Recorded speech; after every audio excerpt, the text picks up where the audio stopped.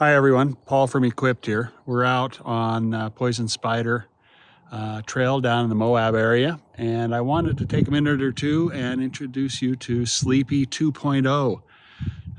This is our Gen 1 Tundra that we've had for a while. We've nicknamed her Sleepy, and we decided to upgrade a few things and change it around a bit for you and show off some of the things that we can do. And so I thought, what better time? Let's take a look at what we've done.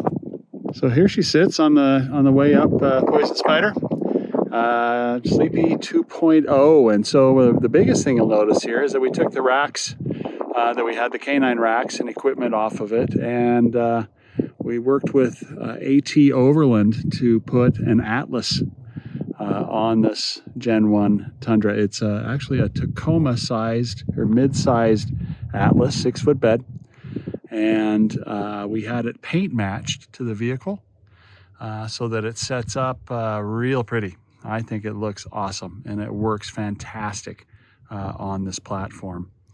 We updated the suspension. We redid a bunch of that with new leafs on the back, new OME coils and OME shocks all the way around to give it a little bit of smoother ride and a little bit more flexibility than it had before. And on the Atlas on the side here, you can see that we've installed a few of the Easy On products and Max Tracks here. We've got an axe mount and a shovel mount that we've arranged with a DMOS shovel, and a set of Max Tracks on our Max Tracks mounts with the Max Tracks pins, of course. And that's set up there. And what we've got on the side here is a cube shower system from Easy On. Very nice shower system available from them. Up on the roof of the Atlas, we have solar. We've got a Max Air vent as well as a skylight. And if we come around to the other side, we'll get to the inside in a sec. But on the other side, you see here, we've got one of the Swift awnings mounted on this side, as well as the Arctic Tern window that has both screen and shade available in there for privacy to keep prying eyes out, as well as ventilation if we're inside living in there. I also wanted to show you what we've done inside the Tundra here. We did our own seat delete in the back here, which really gained us a lot of storage space. The seat is pretty much useless in the back of an access cab Tundra like this. And so we installed it, carpeted it as best we could to color match the vehicle. We've got our channels for tie down points and mounting points around, so we keep all of our gear in place, and that worked out pretty nice. We installed a set of 2006 Tundra seats in it from a double cab, so they sit up a little bit higher, and they provide electric seats as well as heat, working on the heat part. And that's kind of the inside of what we've done there. Under the hood, of course, is the 4.7 with a TRD supercharger on it, and that generates about the same horse and torque as the 5.7, pretty close, within a little bit of that. And of course, the ARB bumper on the front with some intensity lights and a Warn winch thrown in there for good measure. So it runs down the road really well. 100 series snorkel on there, works out really well. And so the next thing I want to show you is what we did on the inside of the Atlas. A little bit different take on an interior build. What we did here is we decided to work, we did our own, you see it down here, those are our own seat delete plans. We built, or not seat delete, excuse me, not seat delete, but the base plates in there. We built those in there, and then we decided we were going to build this out of value boxes instead of the traditional drawer systems or cabinetry that you see in the back of a vehicle like this. We decided to make it a modular value box build in the back end. We took each one of the boxes you can see here, we named each one of them. There's the kitchen and the pantry. We've got one for bedding and gear, and we've got another one over here. It says tools and gear. And the tool one down in here, we put all of our recovery gear, as well as a shower system and a heater and a few other things in there. And back in the corner there, you see it back in there. We're going to go into this in more depth, but that is the National Luna Power Pack 2, which we're very excited about. That power pack is a complete update to the standard power pack. All of the controls are on the face, which is the obvious visible, but it also has Bluetooth connectivity. It also has adjustable timing for connection and isolation of the batteries. It can tell you draw as well as charge, all sorts of fun stuff on there. We've got that hooked up through the solar controller to the solar panel on the roof. So it's charging whenever it's moving or when it's not, which is really nice.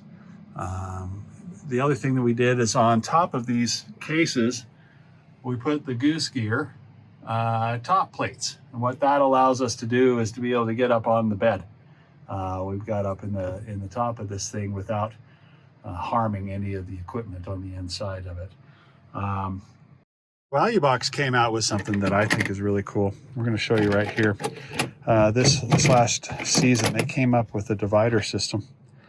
It's called Roomex, and we have those available for some of the more popular sizes of cases. And what it gives you is the ability to divide up, secure, and store just about anything you darn well please. It comes with a top lid, a base plate in there, as well as perimeter, and then some material that you cut up to whatever shape and size and capacity that suits your needs.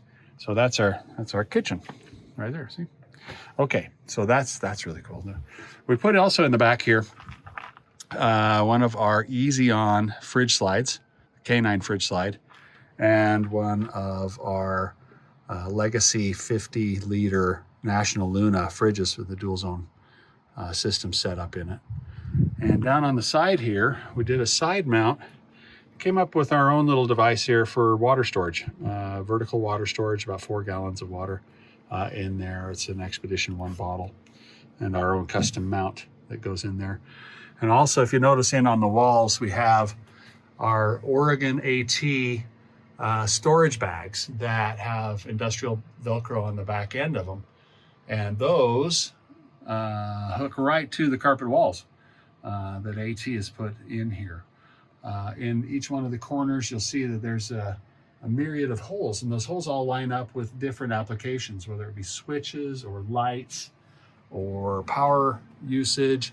So we've got our fridge running off of here. We've got, and what we did is we rewired the fridge to come off of the auxiliary power instead of up to the front. Oh, we got a cigarette lighter here, put that away. Lighting, more USBs, so you charge all your stuff fantastically that way. And what we also did is we put steps on the top of the 73-liter and the 42-liter, and what they do is they become your steps into the back of the truck itself, which makes it very nice. Inside, once you're in here, if the weather's not to your liking, you can take these cases and stack them up on the top of each other and use that as a cooking surface, a prep surface, and you still have access to your fridge on the inside of the unit when it's too miserable outside to be cooking outside. So we have seating in here. You can put that bed panel, put that away, and the whole place becomes open.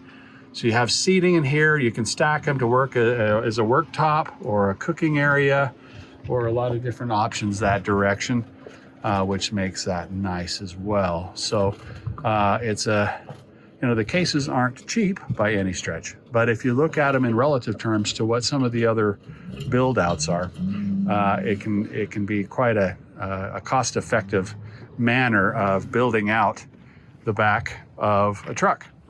We're gonna be showing this off to everybody for a while, and I hope that gives you a little insight as to what Equipped has been up to the last little bit, and we'd love to show it to everybody. So if you have a chance to come by and check it out, please do. This is Paul with Equipped. Thanks for your time.